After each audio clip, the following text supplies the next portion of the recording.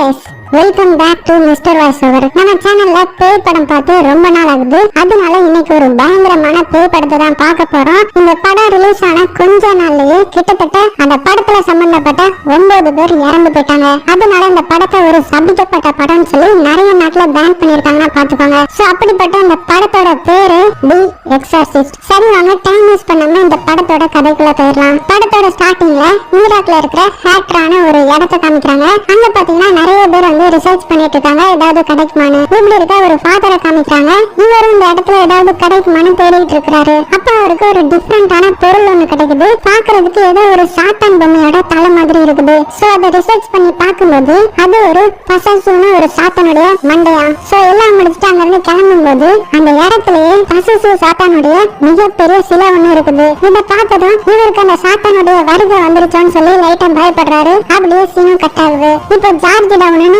ஒரு பெரிய சிட்டியை காமிக்கிறாங்க. இவங்க பேரு தான் கிறிஸ். இவங்க தான் இந்த படத்தோட ஹீரோயின். ஹீரோயின் என்ன பண்றாங்கன்னு பாத்தீங்கன்னா மிகப்பெரிய ஆக்ட்ரஸா இருக்காங்க. சோ இது யாருன்னு பாத்தீங்கன்னா நம்ம ஹீரோயினோட டைரக்டர். இப்படி இருக்க நம்ம ஹீரோயினுக்கு 14 வயசுல ஒரு சின்ன பொண்ணு இருக்காங்க. அவங்க பேரு ரேகன். சோ நம்ம ஹீரோயின் ஒரு ஃபேமஸான ஆக்ட்ரஸ்ன்றதுனால காசுக்கு பஞ்சமே கிடையாது. நல்ல சொகுசான லைஃப் தான் வாழ்ந்துட்டு இருக்காங்க. இப்படி இருக்க ஒரு நாள் நம்ம ஹீரோயினும் அவளுடைய சின்ன பொண்ணு விளையாண்டுட்டு இருக்கும்போது அவளுடைய பொண்ணு ரூம்ல ஒரு ரோஜா போர்டு இருக்கிறத நம்ம ஹீரோயின் பாக்குறா. சோ இதெல்லாம் விளையாடுவியா, இதெல்லாம் தனியா விளையாட முடியாதுன்ற மாதிரி அவளுடைய பொண்ணு கிட்ட கேட்கும்போது, ஆமா நான் தனியாலாம் இதை விளையாட மாட்டேனே, கேப்டன் ஹவுடியும் என் கூட சேர்ந்து விளையாடுவான்ற மாதிரி இந்த சின்ன பொண்ணு சொல்லிட்டு அந்த ரோஜா போர்டை விளையாண்டு காமிக்கிறா. இதெல்லாம் பார்த்ததும் நம்ம ஹீரோயின் இதெல்லாம் சீரியஸா எடுத்துக்காம அங்க இருந்து கிளம்பிடுறாங்க. இப்படி இருக்க அன்னைக்கு நைட்டு தூங்கிட்டு இருக்கும்போது திடீர்னு போன் ரிங் ஆகுது. சோ நம்ம ஹீரோயின் முழிச்சிடுறா. அப்ப பாத்தீங்கன்னா அவளுடைய பொண்ணு இவ பக்கத்துல வந்து படுத்திருக்கிறா. இவளுக்கு ஒண்ணுமே புரியல. ஏன்னு பாத்தீங்கன்னா வெளிநாட்டுல எல்லாம் குழந்தைங்களுக்குன்னு தனி ரூம் இருக்கும். சோ எல்லாரும் தனியா தான் தூங்குவாங்க.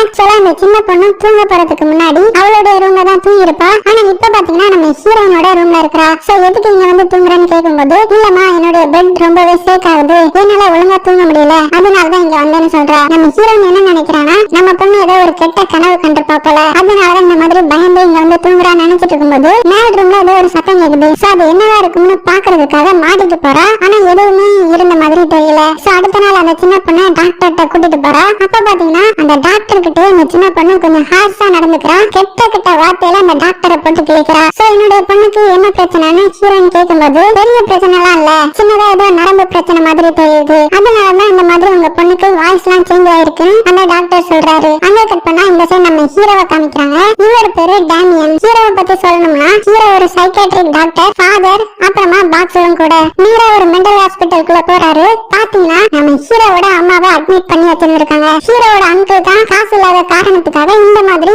இந்த ஹாஸ்பிட்டல்ல வந்து அட்மிட் பண்ணிருந்திருப்பாரு. சோ எதிர்பாராத விதமா ஒரு நாள் ஹீரோவோட அம்மா இறந்து போயிடுறாங்க. இதனால நம்ம ஹீரோ ரொம்பவே மனசொடைஞ்சு போயிடுறான். இப்படி இருக்க நம்ம ஹீரோயின் வீட்டுல ஒரு சின்னதா பார்ட்டி ஒண்ணு வைக்கிறாங்க. அதுல அவருடைய டைரக்டர்ல இருந்து எல்லாருமே வந்திருக்காங்க. சோ எல்லாரும் ஹாப்பியா என்ஜாய் பண்ணிட்டு இருக்கும்போது இந்த சின்ன பொண்ணு இந்த இடத்துக்கு வந்து சாக போறீங்க அப்படின்னு சொல்லி அந்த இடத்துலயே பாத்ரூம் போயிடுறா. நம்ம ஹீரோயினுக்கு ஒண்ணுமே புரியல. உடனே என் பொண்ணுக்கு கொஞ்சம் உடம்பு சரியில்லை அப்படின்னு எல்லாத்தையும் சொல்லி சமாளிச்சுட்டு அவளுடைய பொண்ணை தூக்கிட்டு வந்து குளிக்க வச்சு இந்த பெட்ல தூங்க வைக்கிறா. அப்புறமா அந்த ரூம்ல இருந்து போயிட்டு இருக்கும்போது ஏதோ பயங்கரமான சத்தம் மறுபடியும் கேக்குது. சோ என்னவா இருக்கும்னு வேகமா மறுபடியும் இந்த சின்ன பொண்ணுடைய ரூமுக்கு வந்து பாக்குறா. பார்த்தா பெட்லாம் பயங்கரமா ஷேக் ஆகுது. அந்த சின்ன பொண்ணு வேற பயங்கரமா கத்துறா. நம்ம ஹீரோயினுக்கு வேற இங்க என்ன நடக்குதுன்னே தெரியல. சோ இந்த சின்ன பொண்ணை தூக்கிட்டு வேகமா ஹாஸ்பிட்டல் வந்துடுறா. அப்புறமா அங்க இருக்கிற டாக்டர் எல்லாம் இவ மேல நிறைய டெஸ்ட் எல்லாம் எடுக்கிறாங்க. இந்த சின்ன பொண்ணுக்கு வேற பயங்கரமா வலிக்குது போல. சோ கத்திக்கிட்டே இருக்கிறா. இருந்தாலும் அவளுக்கு எடுத்த எல்லா டெஸ்ட்டுமே நார்மலா வந்திருக்குது. சோ மறுபடியும் நம்ம ஹீரோயின் அவளுடைய பொண்ணை கூட்டிட்டு வீட்டுக்கு வந்துடுறா. அங்க கட் பண்ணா மறுபடியும் இந்த சின்ன பொண்ணை பாத்தீங்கன்னா ஏதோ பேய் பிடிச்ச மாதிரி பண்ண ஆரம்பிக்கிறா. யாரோ அவளை பயங்கரமா அடிக்கிற மாதிரி தெரியுது. சோ எல்லா டாக்டரும் வந்து பாக்குறாங்க. என்ன காப்பாத்துங்க, என்ன காப்பாத்துங்கன்னு கத்திக்கிட்டே இருக்கிறா. அப்புறமா கொஞ்ச நேரத்திலேயே இந்த சின்ன பொண்ணு உடம்புல ஏதோ பேய் வந்த மாதிரி அந்த டாக்டர் எல்லாம் அடிக்க ஆரம்பிக்கிறா. அப்புறமா எப்படியோ ஒரு வழியா இந்த சின்ன பொண்ணுக்கு மயக்க இன்ஜெக்ஷன் போட்டு தூங்க வச்சிடுறாங்க. சோ நம்ம ஹீரோயின் இதை பத்தி யோசிச்சுக்கிட்டு கீழே போயிட்டு மேல வரவும் ஹீரோயினோட டைரக்டர் செத்து போயிட்டாருன்னு இவ காதுக்கு நியூஸ் வருது. இதுல என்ன கொடூரம்னா ஹீரோயினோட சின்ன பொண்ணை பாத்துக்கிறதுக்காக தான் அவளுடைய ரூம்ல இந்த டைரக்டர் இருந்தாரு. சோ இதுல இருந்து என்ன தெரியுதுன்னா இந்த சின்ன பொண்ணுடைய ரூம்ல அவ கூட வேற யாரோ இருக்காங்கன்னு. சோ அந்த யாரோ ஒருத்தர் தான் அந்த டைரக்டரை அவளோட அவளுடைய ரூம்ல இருந்து கீழே தள்ளி விட்டு கொலை பண்ணி வந்திருக்காங்க. சோ இத பத்தி பேசிட்டு இருக்கும்போது அந்த சின்ன பொண்ணு தலைகீழா படியில கீழே இறங்கி வரா. அவ வாயில ஃபுல்லாவே பிளட்டா இருக்குது. இத பார்த்தது நம்ம ஹீரோயின் பயந்துடுறாங்க. சோ அங்க வெயிட் பண்ணா இந்த சின்ன பொண்ணை நிறைய சைக்காட்ரிக் டாக்டர்லாம் வந்து செக் பண்றாங்க.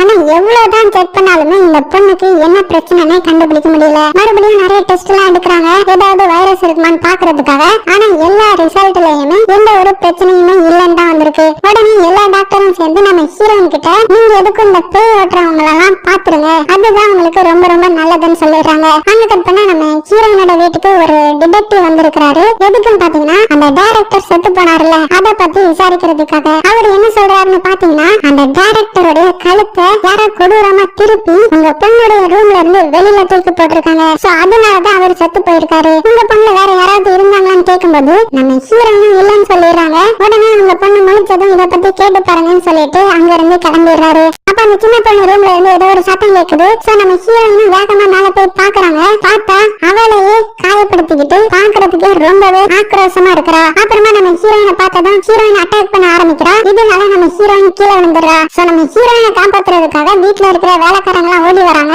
அப்ப அந்த கதவு பாத்தீங்கன்னா ஆட்டோமேட்டிக்கா லாக் ஆகி சோஃபாவும் ஆட்டோமேட்டிக்கா மூவ் ஆகுது. அது மட்டும் இல்லாம ஒரு பெரிய கபோர்ட் நம்ம ஹீரோயின் மேலேயா விழ வருது. நம்ம ஹீரோயினுக்கு பயத்துல உயிரை போயிருது. அவ்வளவுதான் பால் ஊத்த போறாங்கன்னு நினைக்கும் போது எப்படியோ ஜஸ்ட் மிஸ்ல நம்ம ஹீரோயின் தப்பிச்சிடறாங்க. அப்ப பாத்தீங்கன்னா அந்த சின்ன பொண்ணுடைய கழுத்து ஆட்டோமேட்டிக்கா திரும்புது. இந்த பாரு உன்னுடைய பொண்ணு என்ன இந்த மாதிரி தான் திருப்பி கொலை பண்ணான்ற மாதிரி அந்த சின்ன பொண்ணுக்குள்ள இருக்கிற ஆவி சொல்லுது. சோ இப்பதான் ஹீரோயினுக்கு புரியுது அவளுடைய பொண்ணுக்குள்ள இருக்கிற பேய் தான் அந்த டைரக்டரை தலையை திருவி சாகடிச்சிருக்கும்னு. சோ அங்க இருந்து எப்படியோ தப்பிச்சு நம்ம ஹீரோவை வந்து மீட் பண்றா. ஏன்னா நம்ம ஹீரோ ஒரு ஃபாதரா இருக்கிறதுனால அவர்கிட்ட வந்து என் பொண்ணுக்குள்ள இருக்கிற பேயை ஓட்டுங்கன்ற மாதிரி ரொம்பவே ரெக்வெஸ்ட் பண்ணி கேக்குறா.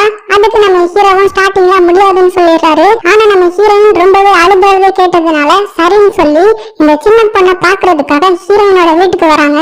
அப்ப பாத்தீங்கன்னா இந்த சின்ன பொண்ணுடைய மூஞ்ச பார்க்கவே பயங்கரமா இருக்குது. ஏதோ ஒரு சாத்தான் அவளுடைய உடம்புக்குள்ள இருக்குது போல. ஹீரோவை பார்த்ததும் உன் செத்து போன அம்மா என்கிட்ட தான் இருக்காங்க, மரியாதையா என் கை கிட்ட அவுத்து விடுன்ற மாதிரி அந்த சின்ன பொண்ணு சொல்றா. இதுல இருந்து என்ன தெரியுதுன்னா அந்த சின்ன பொண்ணுக்குள்ள இருக்கிற சாத்தான் செத்து போனவங்களுடைய ஆவியெல்லாம் கண்ட்ரோல் பண்ணி வச்சிருக்குதுன்னு. சோ எங்க அம்மா பேர் என்னன்னு சொல்லி பாக்கலாம்னு நம்ம ஹீரோ கேட்டதும் இந்த மாதிரி ஹீரோ மேல கொடூரமா வாமிட் எடுத்துறா. சோ இப்ப நம்ம ஹீரோ ஃபுல்லாவே கன்ஃபார்ம் பண்ணிடுறா இந்த பொண்ணுக்குள்ள சாத்தான் இருக்குன்னு. சோ போய் ஓட்டுறதுக்கு முன்னாடி சர்ச்சில இருந்து பெர்மிஷன் வாங்கணும், அதுக்கான ப்ரூஃப் எல்லாம் கலெக்ட் பண்றாரு. அப்ப நம்ம ஹீரோயின் அந்த டைரக்டரை கழுத்தை திருப்பி கொலை பண்ணதுன்னு சொல்றா. அது போக அந்த சின்ன பொண்ணுடைய வயித்துல ஹெல்ப் மீ அப்படின்னு எழுதிருக்குது. அது போக அவர் ரெக்கார்ட் பண்ண ஆடியோவை பிளே பண்ணி பாக்குறாரு. அதுல அந்த ஸ்டார்டிங் சீன்ல ஒரு ஃபாதரை காமிச்சாங்கல்ல, அவருடைய பேரை சொல்றா. சோ இவர் கலெக்ட் பண்ண எல்லா இன்ஃபர்மேஷனையும் வச்சு ஃபுல்லாவே கன்ஃபார்ம் பண்ணிட்டு சர்ச்சில் பெர்மிஷன் கேக்குறாரு. அப்ப அந்த சர்ச் கவுன்சில் என்ன சொல்றாங்கன்னா இது நீங்க தனியா பண்ண வேணாம், ஒரு எக்ஸ்பீரியன்ஸான ஃபாதரை உங்க கூட அனுப்பி வைக்கிறோம்னு சொல்றாங்க. அது வேற யாரும் இல்ல, ஸ்டார்டிங் சீன்ல காமிச்ச அந்த ஃபாதர் தான். சோ அந்த ஃபாதரும் இங்க வந்துடுறாங்க. அப்படி நம்ம ஹீரோயின் வீட்டுக்குள்ள என்டர் ஆனதும் அந்த சின்ன பொண்ணு பயங்கரமா கத்த ஆரம்பிக்கிறா.